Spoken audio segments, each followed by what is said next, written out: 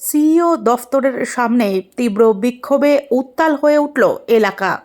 প্রদেশ কংগ্রেসের সভাপতি শুভঙ্কর সরকার, কংগ্রেস নেতা অমিতাভ চক্রবর্তী, কাউন্সিলর সন্তোষ পাঠক সহ বেশ কয়েকজন প্রাক্তন বিধায়ক এবং দলের একাধিক প্রথম সারির নেতাকে গ্রেফতার করল পুলিশ।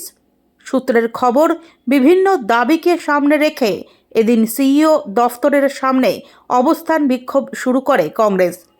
প্রথমে পরিস্থিতি নিয়ন্ত্রণে রাখার চেষ্টা করলেও বিক্ষোভ তীব্র আকার ধারণ করায় পুলিশ হস্তক্ষেপ করতে বাধ্য হয়। এরপর একে একে কংগ্রেসের শীর্ষ নেতৃত্বকে আটক করে থানায় নিয়ে যাওয়া হয়। তবে গ্রেফতারের পরও পরিস্থিতি শান্ত হয়নি।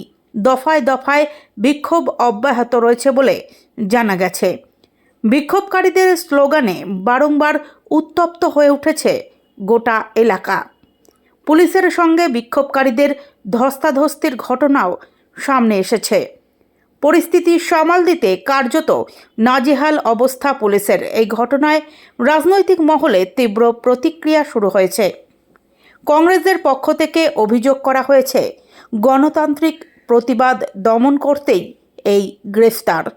যদিও পুলিশের তরফে জানানো হয়েছে আইন শৃঙ্খলা বজায় রাখতেই এই পদক্ষেপ। মঙ্গলবার দুপুর 2টো নাগাদ শেষ পাওয়া খবর অনুযায়ী ঘটনাস্থলে এখনও টান উত্তেজনা রয়েছে। মোতায়েন করা হয়েছে অতিরিক্ত পুলিশ বাহিনী।